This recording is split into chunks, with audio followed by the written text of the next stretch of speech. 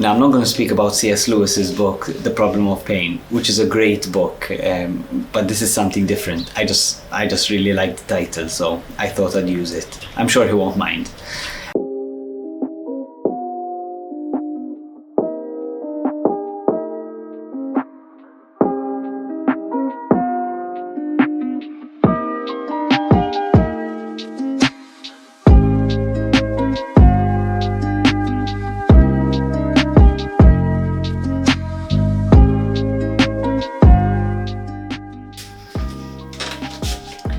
Today we'll have some real talk. I hope this chair doesn't break. My plan for today was to go help out Robbie. I don't know if you remember him from like the third video, I think the third vlog. I'll try put a link somewhere up here with it. But he needed some help to film something, so I was supposed to go there. But that all went down the drain when I woke up in pain. I woke up with a toothache. And I know it might sound like something small, but it was such a killer. One sec, let me arrange. Maybe the light comes better. Okay. I really couldn't do much this week. I had fever, I was in real pain, I could barely eat anything because every time I chewed, it would kill me. So yeah. It wasn't a nice experience. I remember having a really good pain tolerance where, nothing would faze me. Pain really wouldn't get to me. But this time, I just couldn't control it. On the contrary, I would say this pain practically controlled me.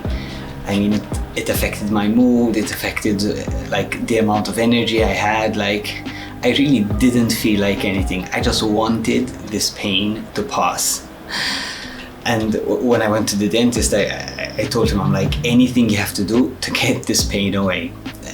But he told me I have to wait a week. I have to take antibiotics and wait for the infection to pass before he can do anything. So I have a week of just bearing this pain. And it's not the most pleasant thing in the world. I'll pick anything to do over this. I don't remember how bad pain was. Even now that my pain has started to go away from the toothache a bit, I remember that on the first day it was hell. It was really bad, I was really grouchy. But at the same time, just remembering it now, I can't feel the same pain, I can't feel the same emotions. I know it was bad, but I can't relive that really, myself. And it really strikes me how pain is so objective in that everyone goes through it. But it's so subjective that no one can go through my pain. No one can go through your pain. We can never take away someone else's pain, no matter how hard it is to see someone living and going through all of that. They have to live it for themselves. We can't take it away from them. What our own experiences of pain can help us with is to know how to accompany someone through it. I know that in these days, I was grouchy. The guys in the community noticed that I was looking a bit more tired, a bit more I wasn't very talkative. Even because when I talked, sometimes I would hit my tooth and I would just have this excruciating pain. So I was just quiet and keeping to myself. And in all this, I found them really supportive in understanding that I just had to go through this, and I knew they were there to help me with anything I needed.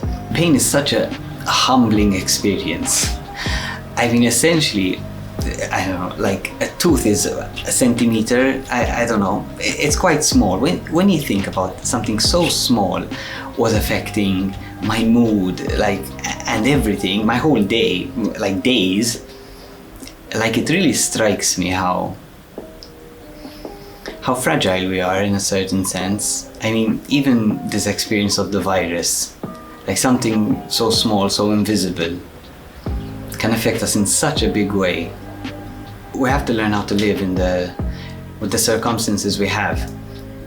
With my toothache, if I just went on eating the same things I would have eaten, I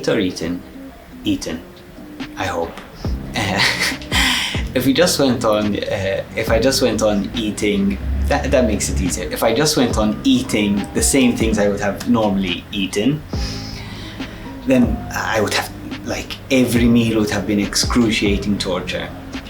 Instead, I was eating like mash, like cannelloni, like ricotta. I was eating the soft stuff to try and get through the meals. Like, we have to adapt. We have to accept our limitations. And this is one of the, I think, the biggest things about pain and suffering, that it shows us, it puts us face to face with our limitations. And it's there that we have to learn how to accept them, how to live with them, and how to go on with those limitations. I wish I could learn humility, accepting my limitations, facing my limitations in easier ways. The thing is, pain is a very demanding teacher.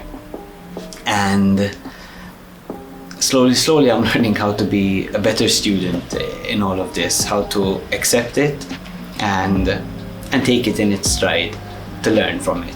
One other cool thing that came out of this week was, on Twitter I mentioned that like I had a toothache and I was looking for a series, and someone actually mentioned Lenox Hill, this Netflix docu-series, which I thought, to be honest, in the beginning I wasn't too keen on, since I was going through the pain of the toothache. I really didn't think watching a doctor show would help with pain. But it's really struck me how in this docu-series, like, the doctors are just like so human and so honest. Like, it's really nice seeing their characters come out, see how they actually deal with and care for the patients. So yeah, I found that as a good help also in this journey of accepting my pain and becoming a better student of pain. Cool. This week it was a bit more of a relaxed vlog, a bit more like stay at home, but a lot more painful. I prefer the ones where I'm out and about, but I roll with the punches. So I'll catch you next week.